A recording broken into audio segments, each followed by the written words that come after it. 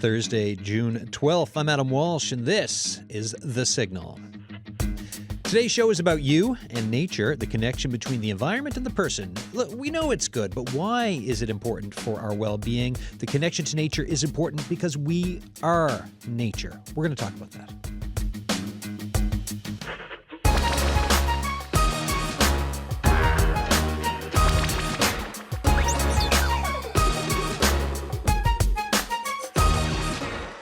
Yeah, but as I tell you now, we're on quite the little run here. So we do Gardening Day on Tuesday, nature-themed. Yesterday, the Newfoundland Quarterly show, the theme of the new issue, the latest summer issue, was Earth. And so we got into some deep dives there. And today, well-being, right? Connecting with nature. We talk about it. We talk about its importance. And today, we're really going to dig down into it, to pardon the pun. If you have thoughts for us, text us. The text line is open. If something speaks to you during this conversation and you want to insert it into the conversation, feel free. 709-327-8206 for texts or thesignal@cbc.ca. I'm very excited. I've got three guests who are from out of town and made it into town, and you'll find out why and who they are now shortly. Well, I'm going to start by introducing them. Natalia Cooper is here, chair of the Canadian Psychological Association's environmental section. Is that okay? Yeah, that's good. correct. That's correct. You're nodding. I'm like, excellent. Tell us just briefly a bit more about who you are and your specialties. Okay, so thank you for inviting me. It's very exciting to be here. So I am a chair of the environmental psychology section in the Canadian Psychological Association, which is the Canadian Psychological Association is the place that today in St. John's we started our conference, our yearly conference, annual convention. And CPA kind of got many different sections within the organization, but I'm the chair of the environmental psychology section. My expertise is so I do lots of research about behavioral science, about biophilic design, about environmental psychology, sustainability, and again how it connects to the human, their comfort, their well-being. Mm. And where'd you fly in from? I flew in from Ottawa. Ottawa, okay, all right. And Holli-Anne Passmore, HA. Professor H.A., how you doing? I'm doing great, thanks. Welcome. So let me see. Psychology Department Chair, Concordia University of Edmonton. Mm-hmm. Tell us just a bit more about yourself. For sure. So I'm an associate professor there, and I have been so I also direct a multi-university lab. I have colleagues and students from several different countries around the world. And it's called the Nature, Meaning, and Life Lab. And so I research the relationship between the beyond human natural world and our well-being and different aspects of well-being. And I also research meaning in life, and of course, oftentimes those overlap. What is the meaning of life? Well, if you are a science fiction fan, you would know that the answer is 42. Yes! I like that Easter egg to stay in the show. And for the folks who know, if you know, you know. All right, that is. We can also unpack the meaning of the number 42 a little bit later in the show. Loraine Lavallee is here as well. Tell us about yourself. And welcome from the other coast, right? Yeah, well, not exactly from the coast. So from the very Prince center George, of the province of BC. Yeah. Yeah, I'm so excited to be here in Newfoundland. It's a gorgeous, gorgeous day. We've already had the opportunity to enjoy your beautiful nature and more of it, hopefully. So, I'm at the University of Northern British Columbia. I've been a professor there for 25 years now. So the area of research that I work in is on sustainability. So it's a combination of environmental psychology, social psychology, and I'm really interested in how we move to more environmentally sustainable lifestyles. And so within that, there's lots of different things to take a look at. And some of what I'm interested in is really understanding things that prevent us from thinking about nature. What in our lives today is kind of occupying us, occupying our thoughts, and some of it is just the rat race of our lives, and what we spend our time on and what we don't spend our time on. So then when I say, this is for the three of you, when I say connection to nature, what comes to mind? What's the first thing? And I know we could fill shows on this, like with your answers, but for that, the little blurb of like connection to nature, what enters your head right away with that? So for me, that starts with a kind of personal view of what that is. Yeah. Because what I noticed in my research is that the individual perspective of each is really different. For me, it's like you take into the personal ways, how you connect to the nature and how you interact with the nature. What does that mean to you to be interacting with the nature, in what way? So I think it's very much personal from my perspective. From my perspective, it's similar to yours, Natalia. And I would say that it's the quality of your relationship to nature. That I can't remember who said this quote, but basically when you pull one string in nature, everything is attached. And I think that if there's a pull at nature, how much does that tug at your own heartstring? How do you think and feel and behave towards the natural environment? Do you feel part of it, or do you feel like it's something separate? Yeah, and for me, in terms of what I would add to that is, I think often as humans we think about nature as what it will give us. So we feel the benefits of spending time in nature. So we love going to the lake. We love being out in the sunshine. We love what nature can give us. Nature connection to me means relationship. And so that means not just what I get from nature, but it's also what I give to nature. How I think about nature. Yeah, it's not just extraction. It's right? not just extraction. And like any good relationship, there's give and take, and there's a lot of listening required. It's not just spending time together, not talking, watching Netflix. Exactly. Is not a good relationship, right? Yeah. So you want to kind of go into that a little further? Yeah, well, and part of that, being in a good relationship is actually knowing your relationship partner. Yeah. So how well do we know our nature? How well do we know our ecosystem that we're in? Do we know when it's unhealthy? Do we know when it's unwell? We have such a disconnection. We talk about connection to nature, which is often personal, but in so many ways, our world really separates us from nature and from knowing it and from understanding. We don't have a good feedback system as to, okay, are there problems? What do we need to be doing? So what has disconnected us from nature? Like for me, there's a bunch that comes to mind right away. I look out the window here in the parkway. I use the word parkway. There are vehicles on it. Like there's disconnect asphalt. There's the built environment that it's not always. Oftentimes, it's not. It's disconnected from nature. Also, we're in a world in this world of climate change, even though we should be thinking more about it. There's fear of it. There's an unknown sometimes bit of like what is happening, trying to understand it. There's so much of everything that can kind of push us away as opposed to pull us in. Like those are some of the things that I'm thinking about, but I don't study this stuff. What do you all think? It was interesting when you just that point of when you look out the window and you see the parkway. Because when we turn around for a second. When I look at the window... Do you see the trees? I see the trees. And I think that's one of the things of my research that I think that that I really try to get across. And I think that one of the reasons why people are disconnected is this idea of what nature is. Yeah. That nature is something... I'm from Edmonton, so it would be like, we have to drive to the mountains, or I have to drive to a city park. But nature is the plant in your house. It's all around us. Yeah. And I think that's one thing that this mindset that we have. I think the other thing from a historical point of view is this aspect that was really started ramping up in the late 17th century with the European Enlightenment, where we really started thinking of humans as separate from from nature and a separate thing, and we're at the top of this pyramid. And we're nature. better than.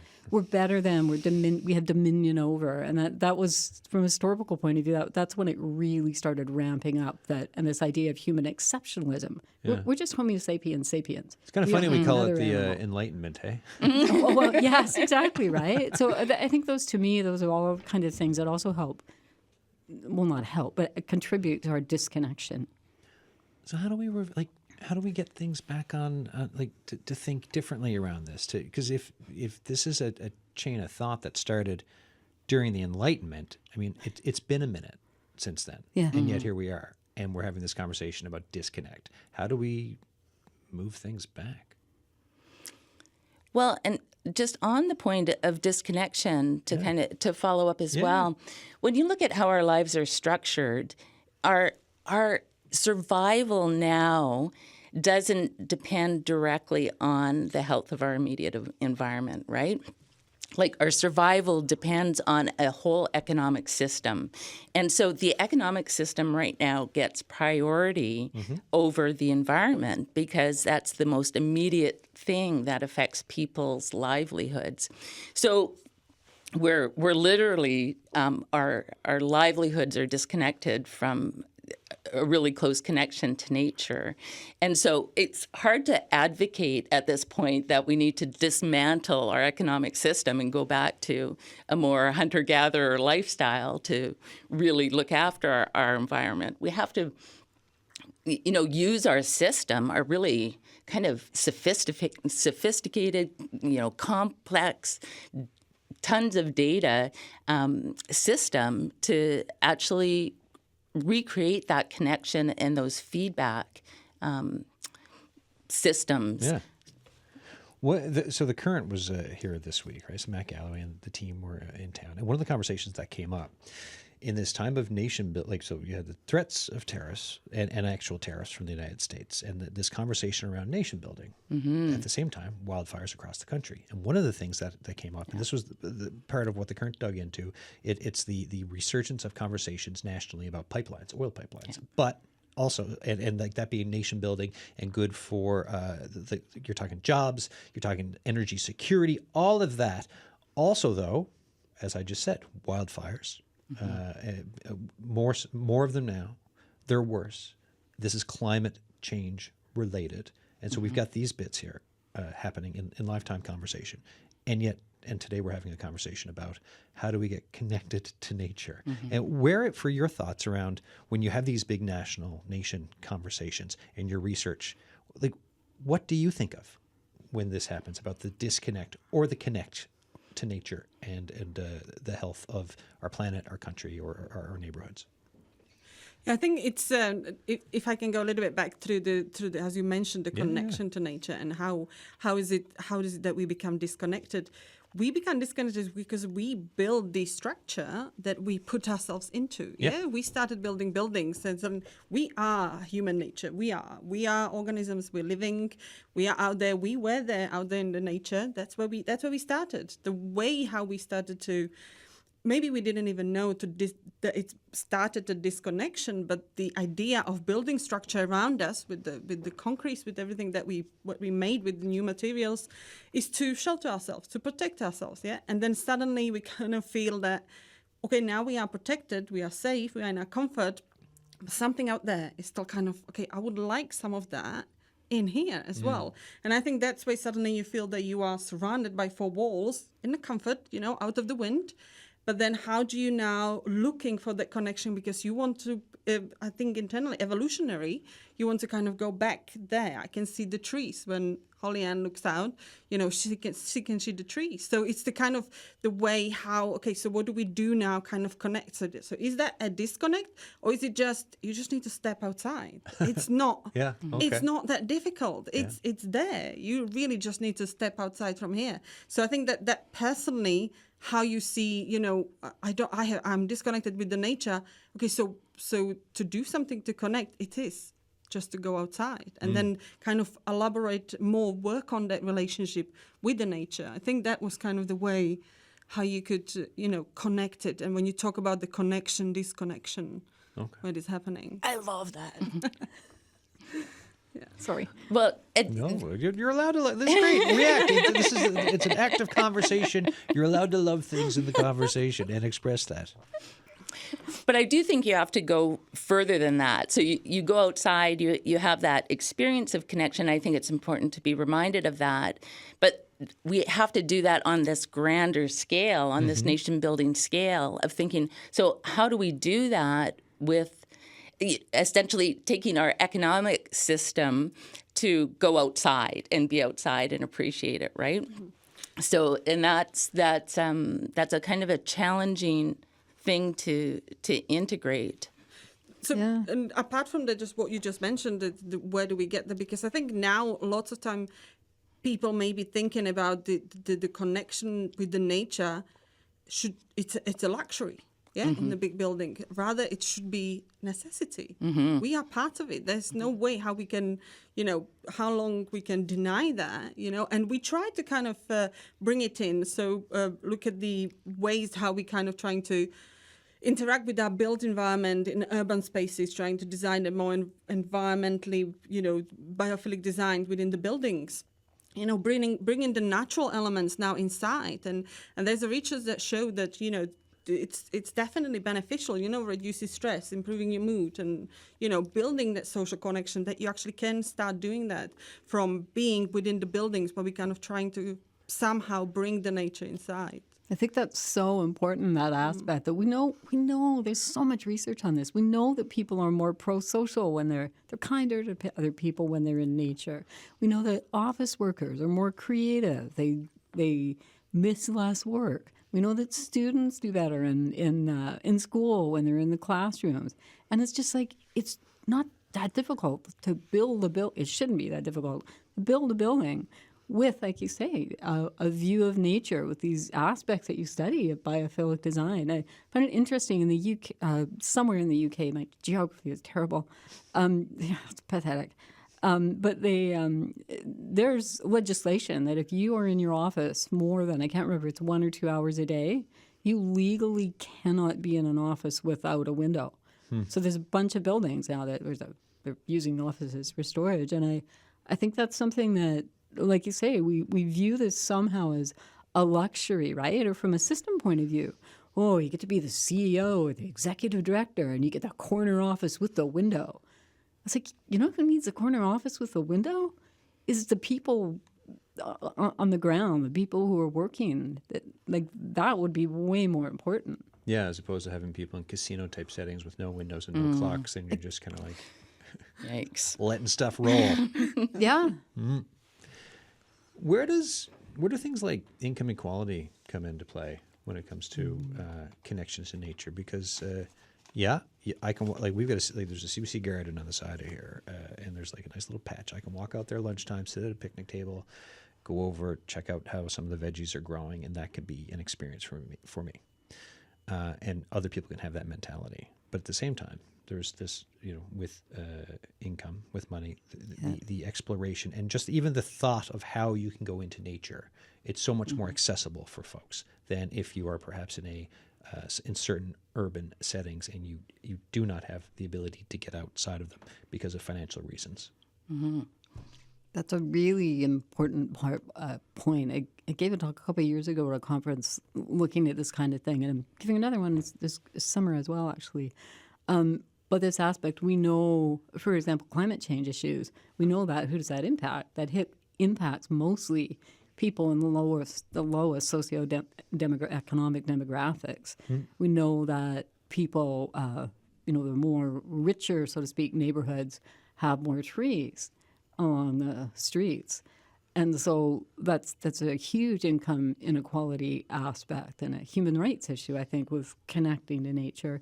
And I think there's also an aspect that it's easy to forget, but it's this aspect of, so I live in Edmonton, and the population of people who are homeless has just exploded, unfortunately. Yeah. There's a lot of people living in the river valley, right? And so they're surrounded by nature all the time, but that's not necessarily by choice. So there's this sort of double layers of things that I think we need to think about. I also think I've done work with the show up in the north, right? This winter I was in Nain, and we ended up I was there for a couple of reasons. But one of the things I interviewed folks about sea ice. There's been issues with sea ice, right? It's thinning. It's not as reliable. It's the highway system in the north for Inuit communities and other communities. And because it's not as reliable, even though you're surrounded by nature, getting out on the land, getting to your cabin is sometimes made impossible because the ice is forming later, it's breaking up earlier, and in between it is not dependable. So even then, not an urban setting, right? When you're in Nain, you can't feel, like, honestly, for me as an outsider going into there, you cannot feel more, like I was like, I am in nature, right? But when you talk to folks, they're like, no, can't get out on the land. And that, the whether it's eco-anxiety or the grief around that and the mental health implications, right? It as a form of inequality is there as well. What are your thoughts around this side of inequality, whether it's Indigenous communities or others on the front lines of climate change, but then still connecting with nature or having those barriers? Yeah, I think the access to the nature, it's and it goes back to that Holli-Anne mentioned, is the quality of it. There might be places, especially in urban built areas, you've got big tall-rise building, and there might be a park, but people actually may feel not safe to go into that park. Yeah, so there's that kind of way. Okay, so you've got a park there, but I actually don't want to go there, because there's again different ways, as you mentioned, in inequality and things. So it's really the quality of that you can do when you're connecting with the nature. So I think that's a really important part there.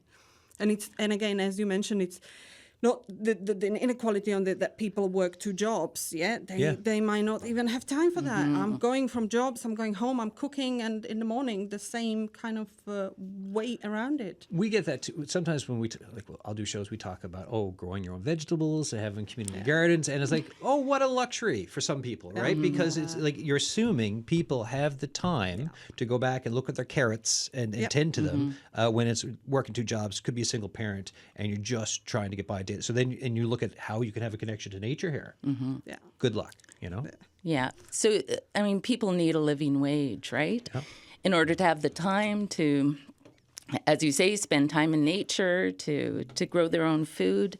And that Sweden and Scandinavian countries do a much better job of that than we do. I we think tend we to can hear about them a lot as examples of how to do things, right? So what is it that they're doing that works so well? Well, one of the things that they do, they have very strong unions, and the unions, as I understand it, are not so much in conflict with the workplace. So they respect unions, they respect income equality. And one of the things is that profits in a company get shared among the people working in the company. So it's kind of a wage sharing or profit sharing system that the unions. So it just doesn't go to the top? It doesn't just go to the top. I know. What a concept. So so you end up with more, and it's actually good for the economy when you have better wages, living wages distributed among the population. So that Sweden, I think those are kind of the 2 key things. But, coming back to your point about the Arctic as well, the other thing that we need to think about, is the very environmentally expensive lifestyles that people live that are contributing to climate change is contributing to this hardship in the Arctic. And it really bothers me that we as Canadians are not all up in arms about our Arctic and saying, okay, we need to act on climate change because this is really changing our country in really, really important ways. And so, I'd like to turn this back on people who actually have the money, who have a wealthy lifestyle, to think about things like voluntary simplicity, scaling down, having smaller homes, having less of a personal impact. So people who have the money are in a place to be kind of lead us on having lifestyles that are much more that even look environmentally sustainable. So they're not kind of creating this luxury dream world for people, where it's like, oh, look at that beautiful house, it's huge, and that incredible yard. Instead, create a model of a much smaller footprint lifestyle. Start advocating for kind of contributing to the collective wealth, so collective green space, so that everybody can enjoy it and we can enjoy it together rather than all being about my private yard and my private, ability to control my environment. I think there's so many good points here. My goodness. I think that goes back, Loraine, to what you were saying about from a systemic point of view, because we do, in the Western, so I think they're overdeveloped, but so-called developed world, is this idea of, we're saying like the corner office. It's a very hierarchical kind of structure. Yeah. Bigger is better. The more that you get, the more you earn. And when you look at that relationship, a relationship with nature is, if you think of it as any other social relationship, our relationship with nature here really, really parallels our relationship with our economy, with our system, with our boss, with how we look at our relationships in society in general. And so I think there's some really basic things that we need to change. And the other aspect was that it was in my head a minute ago. Darn it. It will come back. And I'll interrupt when it comes back. Well, here's the thing. Oh, I remembered. There you Sorry. go. Go for it. It came back. I'm sorry. I did try to warn you. I'm kind of an odd little thing. It was this idea that, I think for a long time that the message from environmentalists has been scale down, give up, it's a loss. And I think that's really in many ways harmed the environment, because really what I think, just from a personal point of view, we gave up our car voluntarily quite a few years ago, really, well, kind of voluntarily, that it died and we didn't have enough money to fix it. Oh my goodness, the freedom that you have when you bike somewhere, or even when you take transit, it depending on where you live, I suppose, but the freedom that you have, you get to someplace and you're not stressed out. And these kinds of things, if you have a smaller house, think of the biggest, from a well-being point of view, it's not money that really is a big increase for well-being. It's time. It's time wealth. You have a smaller house, you don't have to, you're not spending all that. You don't have to work as much to pay for your house. I think a lot of this is messaging of what does it mean to live in harmony with nature. And I think that phrase is just in my head because we have some data that was collected from the Gallup World Poll around the world that we're publishing in the next few months on that. There's a lot. There's so many layers to this, but I think that I think for listeners, it's just so important to realize that this is really pretty easy stuff, and everything that's actually good for nature is actually really good for your well-being too. So you can approach this if you want from a WIFM, what's in it for me point of view. Yeah, and in a world where like we consume, and the way that the systems are built on the financial stuff that we talked about earlier, everything's about growth, right? But growth means consumption, and consumption for the climate, for the earth, everything else, the impact is not so great, right? But yet, if you look at a country and if growth goes down, it's like we're not doing as well. And so fine, capitalism. This is the society we're living in. So how can, it's part of exactly what you're saying, and then I'm just wondering for you other two here, like how do you kind of even this out of like rethinking, because it's personal, but if all of us here do what you just said, that's 4 people, right? But I think that one of the things, and I will shut up so that other people can talk, is I had this conversation a lot with people was, my buying an LED light bulb is not going to change anything. The system has to change. And in many ways, I kind of think that's a bit of a cop-out in that, well, the system has to change. But we are the system. Every individual is a system, right? That we vote. Yeah, strength in numbers, right? So if numbers, you and your light bulb vote. and us and our light bulbs, and the more light bulb folks start to think and talk more, that's power. It does in a lot of ways, right? And we do change the system, and every single thing that you do as an individual, as a citizen, as a consumer, is a model for someone else. And so I think that I totally agree there's systemic change that needs to happen. I think that we put this in this false dichotomy, though. Stepping back here. Folks, you're listening to The Signal. I'm Adam Walsh.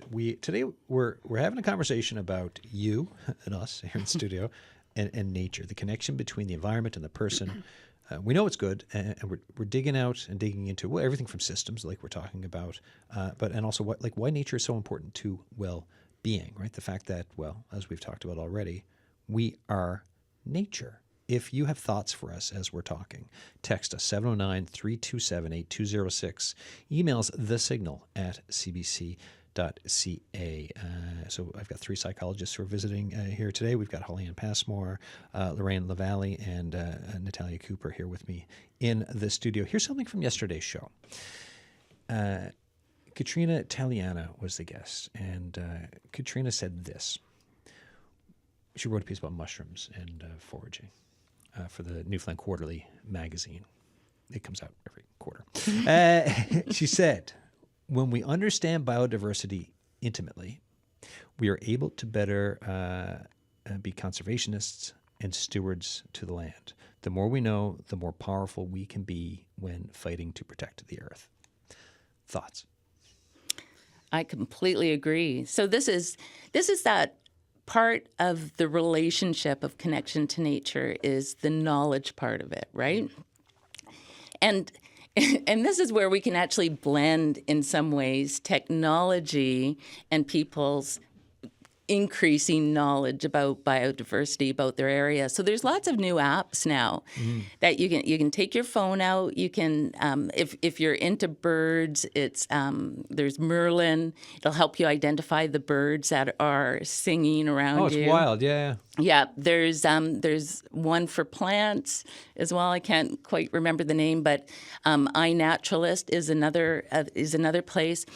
And so not only are you getting to know your place like really intimately and some of the fascinating details and kind of bringing your attention onto that, you can also play a role as a citizen scientist. So you can submit this data, and scientists like at Cornell University, at other big universities, are using this information to track what are some of the changes related to climate change and what are the changes related to biodiversity. And so that's a really good place, actually, where people can be a part of contributing to not just understanding the place, but getting your place actually on the biodiversity map as well. So that's my thought to that. Well, this is what Katrina was talking about this yesterday on the show too, because she's a citizen scientist and going out on this foray and like talking about how like each year it's like who will discover the new fungi when they're on these trips, which I just thought was so interesting, and to hear the connection that she spoke about and how it's built up over like the start and the want to connect and then the learning and then looking forward to being out with someone who can tell you about the lichens and everything else and this immersion in nature and all of how that has further solidified her thoughts around it, and then how that does connect to climate change and how that does connect to behavior and what we're doing. Thoughts? Definitely. I think it's very, in a way, I would probably circle it back to the culture. Yeah. Because within the culture... As I tip over my water. Within the culture, that's our values, that's our beliefs. And within the culture, there is a group of humans, each with their individual emotions, each with their individual desires and comfort levels, and how to connect with the nature and how to do the things. And as I mentioned at the beginning, the individualism is quite kind of big in this. And I think we were talking about it before with what Loraine mentioned, that somebody sees connection with the culture to go for a walk. You feel restored, you feel calmer, you can think better. Some other person can go to the culture on the motorbike and run around the forest. It might not be, perfectly, sustainable because there's lots of fumes, but that's the other way how maybe they connect to the nature. So I think culturally, as well as you talked about, widening the communication as well, it plays a big part of it. The Indigenous communities, within them, the culture is intertwined with their lives. If there is a storm, it's just a storm. For us, it's like this disaster because we are in the books, but kind of they make do because they kind of interact with the nature, just taking it as it comes and kind of get their ways.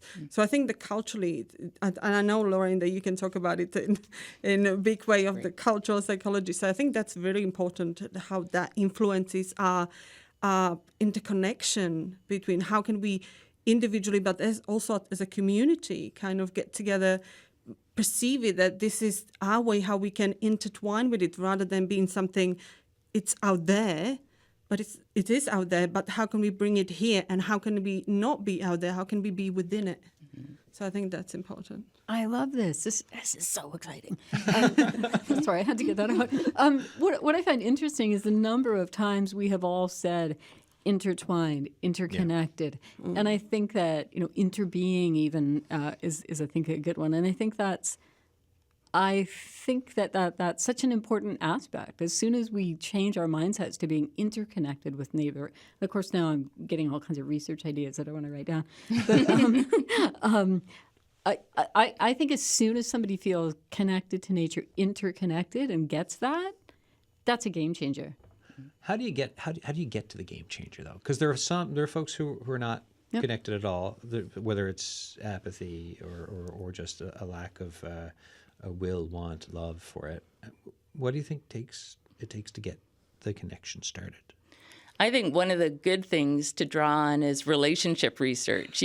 So what makes us choose a partner or pick someone out of anyone else? You get a lot of positives from them, right? Like there's the time with them is fun.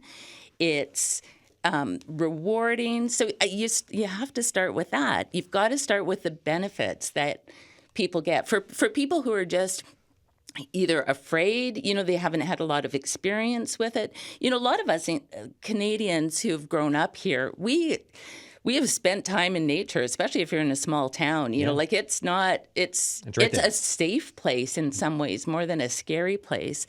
But we have a big immigrant population, and they're not familiar with this place. I've had graduate students come over from Germany, and it's just I'm not even going on a hike. I'm so afraid of bears. I was going to say bears. Before you said it, I was like, bears. They've seen the it's videos, the bears. right? And you always see the sensational ones. So you got to focus on the positive, and this is where I think city design is really important, is that you have to make things that are accessible, that are really fun places for kids. You have to have water features. And again, like you're just thinking about what is going to make this easy to access, easy for families, cheap and fun. Because there is such a connection in Canada. The other last week, we did a show talking about wildfires, but one of the stats that came out from it was that 50% of homes in Canada are built within, it's called the WUI, I think it is, the forest urban connection, right? So like if you look at the hospital across the road there's a forest behind it. So, and like most people who are listening to the show right now, if they look out their back window or they go out their front door, there's going to be trees just right there. Like there is a direct connection to nature all the time in this country that we have. And yet some people still feel disconnected sometimes, which is interesting. I think one of the things that I can see from looking at from the behavioral science is that the positive effects of nature are often not seen. There we go. Felt. And so I think the challenge is to allow people to experience it. So if we don't see it, we think it's not there. So, but once you get people experience that, yes, we do research. We all do research, and we all found, this is good for people because they might not even know it, but suddenly they're reporting better satisfaction. They're reporting better productivity. They feel more focused without even knowing, just because, there are bigger windows within the building. There's more plants within the environment, better air quality with the better technologies. So I think that the allowing people, as Loraine mentioned, access, to give them access to it, to kind of let them to be, look, if you do this, and I think that it creates that positive feedback loop. Like if you get them into these pro-environmental behaviors, they will start feeling more connected to nature. So I think that's where the positive feedback loop can happen. Yeah. I think, and I love that aspect of the positive feedback loop. And so big chunk of my research is on individual intervention. So I'm a well-being researcher. That's my goal, and I happen to be looking at the nature pathway, so to speak. And done a number of studies, but looking at really simple interventions that are just, and one of them is that it's in several different countries this has worked. It's really basic. It's just notice the everyday in nature around you and how it makes you feel. I'm not asking you to spend more time in nature. I'm not asking you to take time out of your day, to add to your day. Just go about your daily routine. Just notice the nature around you and how it makes you feel. And every time I run this study, well over 1,000 people now in a few different countries, like you were saying, I'll tell you that people have higher levels of well-being. People feel more connected. People feel this really interesting emotion of elevation, so deeply appreciative, morally elevated, spiritually uplifted. And they didn't necessarily add time. Well, most of them haven't actually added time to their day. It's just the everyday nature that is, for most, vast majority of people all around us. We just don't notice it. And I think doing simple things like that to start connecting people to nature, noticing it, noticing that, wow, I actually do feel better. That's a nice feedback loop to, it's just like when you go back to the relationship aspect, right? You suddenly realize, oh, I can like this person, I like being around them. And then so what do you start doing? You start caring about them. And then if they're sick, you do something. Mm-hmm. It's that loop. It reminds me, just as you're mentioning, the feedback loop. I never want to exercise.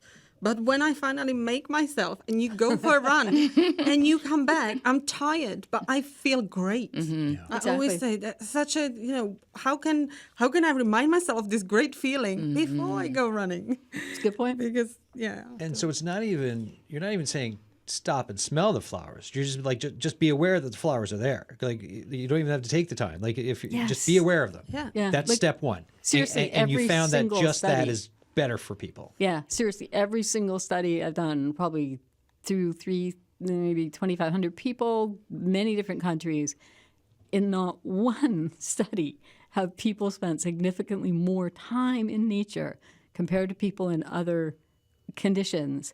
And this is not the be all and end all of everything by any means, but it's one little step that people can take. Because I think that oftentimes we look at this thing of, it's this idea of getting out of this habit of, I need to go to a park. I need to completely change my lifestyle. It's like, man, no, you don't. Just look around, notice the nature around you. One day a week, take the bus. One day a week, lead us. I think those are tiny steps for the people who aren't super connected yet. And our comments are continually two things. Wow, I was really surprised how much better that made me feel. And number two, I was surprised how much nature was around me. And is this because, as we said at the start of the show, we are nature? So, like, if we connect more with nature, because we are nature, we're going to just automatically feel better. That's exactly it. Yeah. I did it! We did it! We got there. And there's still tons of time left of the show. Well, and I'd like to add to this, like, I'd like to know, and I don't know the data on it, how many Canadians don't feel connected to nature, because it is kind of part of our identity, right? And the branding for sure. Yeah, yeah. And the research that the data that we've collected recently, where we were asking people, okay, how much time are you spending on a variety of activities, and how much time would you like to be spending on a variety of activities? It included time in nature. People on average were saying they're spending about 4 hours in nature. And we didn't define it for them. We let them define what that meant. When we asked them how much time they wanted to be, on average, they want to be spending in a week at least 10 hours. Huh. And so, and I get this with my students when I ask them, how much time would you like to spend in a day in nature? And I have students that say, I want to be out 2 hours a day. That it's... people know that they feel better, and because they're often doing fun things in nature too, right? Like that's often our relaxation time. But so if the average is 10 hours a week that people would like to be, then it's just a question of why aren't they? Because there are things that can interfere with people's ability to make the time for that or to kind of prepare for that. But I think it says a lot that people do understand how much it can benefit them. if you're stressed about that, right? You're like, oh, I only spent 4 hours out a week. I should spend 10, right? Like, or beyond, and there, it can get much more. You can build more seriously. But even at that level, what's the message then around like some of the stress, or whether it's eco-anxiety or what? Like, how should folks process that side of things? Of like, it's also not your fault that you can't. Perhaps like if some people can't get there, what's the message for them? Yeah, I think part of it is just changing your mindset of what does spending time in nature mean. Exactly, right? So to I your really previous think point. it's partly that this aspect of, I mean, I realize I'm kind of harping on this, but it's just, I like it. I think it's actually a really important point that that we really do have this mindset of, I have to spend time in nature, and what time in nature means is going to the park, going out of the city, and it doesn't. Like, we live, most people in North America, at any rate, live in the city, and I think that yes, building your day around making time in nature is really important. And I think if we start with this aspect, I know numbers of my students will say this too, is okay, I just want you to start with this. And suddenly it leads to, because we all do this, right? Oh, I did that. That was fun. We build time into our day. We make a point of doing that. Right? So what about the mindset when you're scared of losing it? When you know that things are disappearing, when you know that it's one thing to be like, okay, I'm connected, right?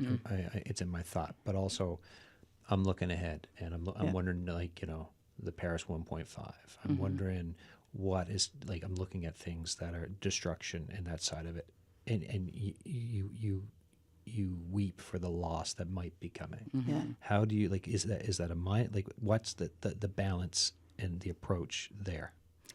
Well, one of the best things that people can do for eco-anxiety is actually do things that are protecting nature. They feel better. It might be in their local ecosystem, trying to kind of protect a natural area that's important to them. It might be changing something in their lifestyle. That's one of the things. It's with anxiety, you can sit there and worry about the future, and or if you take some action, and combined with that, another thing that's important with eco-anxiety, and I think, Holli-Anne, you know more about this research than I do, is there's something that's called meaning coping, where you have to wrestle with this existential and inconsequential impact that you feel. So we call it the inconsequentiality problem, drop in the bucket problem. What I do doesn't make a difference. One of the meaning coping things that you have to figure out for your own sanity is, okay, how do I understand myself in a global problem? Yeah. So all I can do is influence my own behavior. I might be able to have an influence on my community as well. But, that's part of this meaning making of this. Okay, I'm one person. That's it. All I can do is what I can do. And, for all of us that are working in this field, we've had to do this, right? Yeah. Like for me, it's like I'm playing the long game. That's my little mantra. Like you kind of want change immediately. And, it was 1990 when we first started talking about climate change in a big way.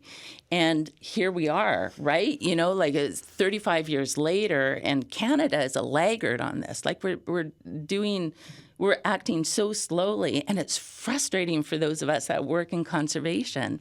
But, so for me, it's like, okay, I'm playing the long game here. And you have to come to some kind of meaning statement where you can still act. I'm going to act on this, but I might not make a difference, but this is what I can do. And the other statement, and I live with a wildlife biologist, so he's had to come to terms with this earlier than I did. The extreme emotional impact of being aware of what's happening with both biodiversity loss and climate change, is that the planet will go on without us. You know, the circumstances and the conditions that we create might be unfavorable to human existence, but it will go on, and nature will, you know, become something new. So these are kind of the meaning-making statements that, you know, help you to kind of manage that anxiety and allow you to act and do what you can. Yeah, I think I agree with that. I think the action in the smaller steps is the way. You know, start planting a garden, join local community, you know, join environmental organization. I think that small action that even every single person can do, I think that's what can kind of encourage us, give us that sense of purpose. You know, maybe, yes, the stuff is happening all around me, but this is my way how I can, you know, do my part. Be a little bit involved and do something in it. And I think it's important, as Loraine mentioned, to balance that awareness that you have about what's going on, what's happening, but also the self-care, the mindfulness, the positive mindfulness, kind of trying to disconnect from that, you know, knowing that there's something happening, doing my part in, you know, connecting with the community, but also thinking about myself, you know, for my own positive kind of behaviors. Yeah, and to add to your list too, this is so cool. But is voting. Yeah. I think people really forget voting is an incredibly powerful thing. So when there's elections coming up, look at the people's, you know, these officials who are running their environmental record. I think that's important. And then just would like to add one thing. So Naomi Klein, who's done a lot of work in environmental issues, did an interview with CBC. It might have been CBC Tapestry. Anyhow, it was quite a few years ago. And she had this, I love this quote of hers, where she said, "It is in peril." It's just vital that we connect with nature in ways that are not all about peril. And I think that's one of the things that's really easy to do, is that people, you know, you don't see the field, you see no insects. You don't, and I think that's really important, that people still remain connected to nature and see the beauty and get those benefits. Because if we go back to what Loraine was saying, and there's been lots of research on this, of course, that if we look at this like a social relationship, if you're in a relationship with another person and all you see is pain, your relationship is not going to last very long. You kind of don't. I'm struggling to put the filter in so I don't swear here. You don't really give a hoot. There we go. One swear is typically okay. People don't notice. So. Oh well, you don't want to open the floodgate with me. You really don't want to do that. Hoot's fine. Never mind. Moving on. But you know, you have to still see the beauty in that, and I think that those combined, all those ways are so important. So think about nature. Think about how, realize it's a relationship that's give and take. Take some little steps, right? To if you want to for action and just to be part of it. Think about things like voting, if as you care about it, and also realize you're not changing the whole world, because the world will move on. So if these are some of the things that we can all take away and think about and let it percolate in our heads. See, these are some of the messages I've gotten so far from the show today. I'm getting some nods, so I think I passed the test. Amazing. We only have 30 seconds left before the music starts, and I got to say goodbye. What are you planning on doing while you're here? Anything on the list here, or what? We are on the conference, so Canadian Psychological Association is running until Saturday. So lots of interesting talk. We're going to have Holli-Anne to do our featured speaker lectures for our section, for the environmental psychology section. So exciting things to learn and get some new information, connect, network. Exciting. Great stuff. I'm going to see puffins and gannets and spend 2 weeks in nature in Newfoundland. I tell you, every time you watch a puffin take off, it looks like a little miracle. There's like those like chubby little guys. You're like, how are you getting up in the air? And they do each time. It is quite the thing to see. So cool. Thanks for this conversation. Thank you so much. Thank you, Adam. Great. All right, everyone. That is it for the show today. Thoughts on the show, give us an email, thesignal@cbc.ca. We're staying in the psychology frame of mind for tomorrow. We are heading to the convention we were just talking about at the Convention Center in St. John's. Everything from sex research and connecting couples to helping newcomers acclimate to Canada and working to help first responders and frontline workers in the wake of COVID and more. All tomorrow, live from the Convention Center in St. John's. Thanks, folks.